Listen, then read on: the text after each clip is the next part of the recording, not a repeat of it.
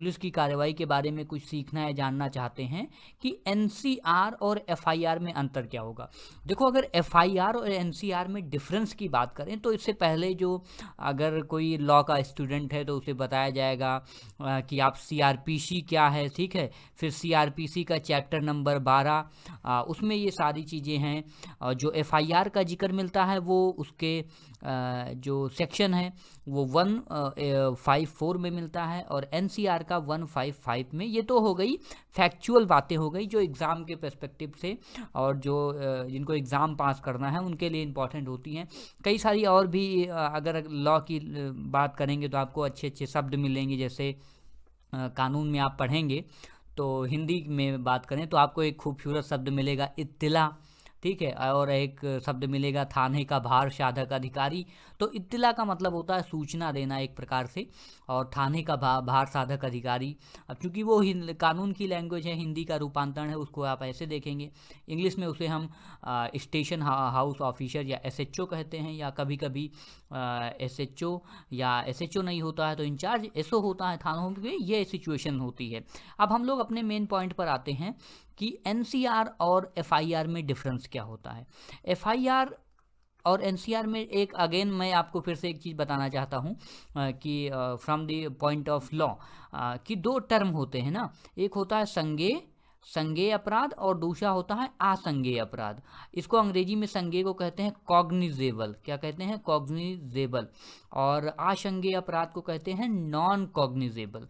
तो ये बातें हो गई, इसमें थोड़ा सा डिफरेंस आपको जानना है। हालांकि इस पे मैंने सेपरेट वीडियो बनाई हुई है कि संज्ञेय अपराध क्या है और असंज्ञेय अपराध क्या होते हैं।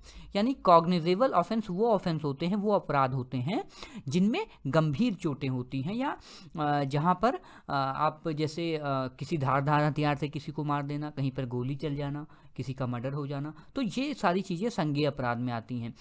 लेकिन असंज्ञेय अपराध तो इतने ज़्यादा केसेस अपने देश में पूछो ना। कोई दारू पी के गाली दे देता है, या अपने घर में कभी किसी को, या ना छोटी मोटी बातें आए दिनों वाली घटनाएं, तो ज़्यादातर इन चीज़ों को असंज्ञेय अपराधों में ही की श्रेणी में रखा जाता है। हालांकि इसका ये मतलब कतई नहीं है कि जो एनसीआर लिखी जाती है उसका वैल्यू नहीं है। मैं इसको आपको शॉर्ट में कर रहा हूँ, एक लॉ लेमैन की भाषा में समझा रहा हूँ, एक कॉमन सी भाषा में। बट एनसीआर में भी कभी कभी ऐसी सिचुएशन होती है कि उसके लिए भी काफ़ी झेलना पड़ जाता है कई लोगों को, तो दैट इज़ अनदर थिंग। लेकिन हम आपको ये बताते हैं कि एफआईआर और एनसीआर की अब कार्रवाई के बारे में बड़ा इंटरेस्टिंग फैक्ट बताते हैं।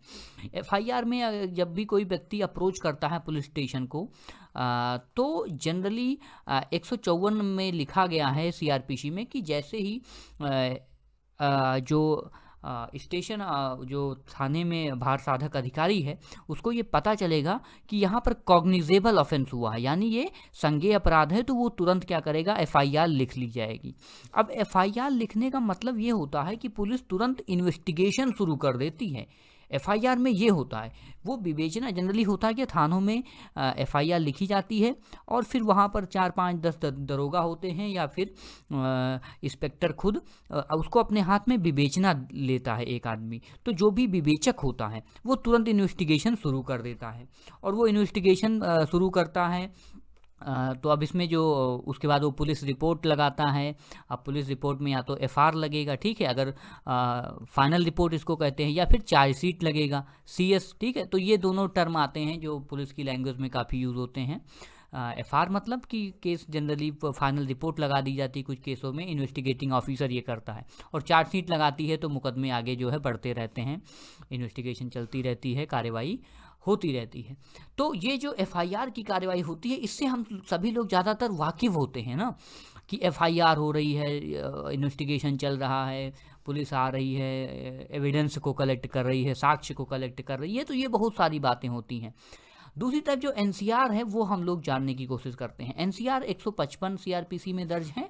इसमें जब भी कोई पीड़ित जो पुलिस स्टेशन को अप्रोच करता है तो वहाँ पर एनसीआर दर्ज की जाती है। एफआईआर और एनसीआर के स्वरूप में डिफरेंस यही होता है कि जो इसमें पुलिस होता है, जनरली देखो होता क्या है कि जैसे कोई XYZ पर्सन पुलिस स्टेशन में गया अपनी शिकायत लेकर के, और यहाँ पे उसकी एनसीआर दर्ज की गई, तो जो यहाँ पर जिस भी व्यक्ति को अलॉट किया गया ये केस, वो क्या करता है, जिस व्यक्ति के खिलाफ सपोज करो एक्स ने वाई के खिलाफ केस दर्ज किया, तो वाई को पुलिस लाएगी थानों में, ठीक है। बहुत ज़्यादा उसका 151 का चालान होगा या 107-16 की कार्रवाई होगी, ये सारी चीज़ें हम लोग डिस्कस कर चुके हैं।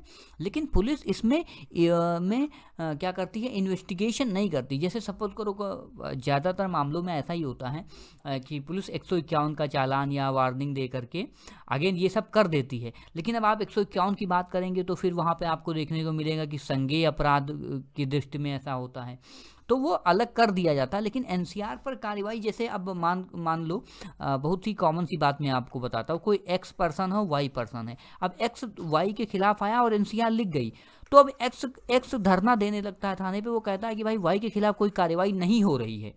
लेकिन जबकि कानून ये कहता है कि पुलिस इसमें इन्वेस्टिगेशन नहीं शुरू कर सकती है। अगर पुलिस इन्वेस्टिगेशन शुरू करानी है तो एक्स को जाना पड़ेगा मजिस्ट्रेट के पास और मजिस्ट्रेट से परमिशन लानी पड़ेगी, तब पुलिस इसमें इन्वेस्टिगेशन करेगी वाई के खिलाफ, अगर वाई गलत है तो। क्यों? क्योंकि क्या लिखा गया है, एनसीआर लिखा गया है।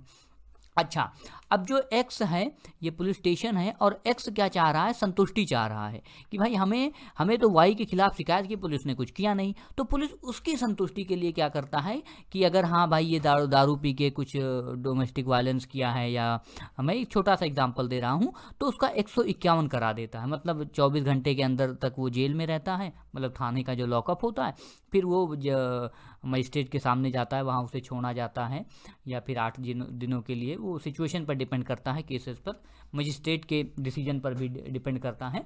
ये सारी चीज़ें उसमें होती हैं। तो इसमें एनसीआर में इन्वेस्टिगेशन नहीं होता। इन्वेस्टिगेशन कराने के लिए जो वादी है, वादी को मजिस्ट्रेट के पास जाना पड़ेगा और परमिशन लानी पड़ेगी। ये बहुत ही माइन्यूट डिफरेंस है। हालांकि ये कंप्लीट नहीं बताया है मैंने। एफआईआर और एनसीआर के संबंध में जो महिलाएं होती हैं उनके रिस्पेक्ट में कई सारी जो है एक्सेप्शंस हैं, अपवाद, जैसे महिला संबंधी कुछ अपराध होते हैं 354 के, 376 के, तो उसकी प्रोसेस अलग है, उसको हम लोग फिर कभी डिस्कस करेंगे।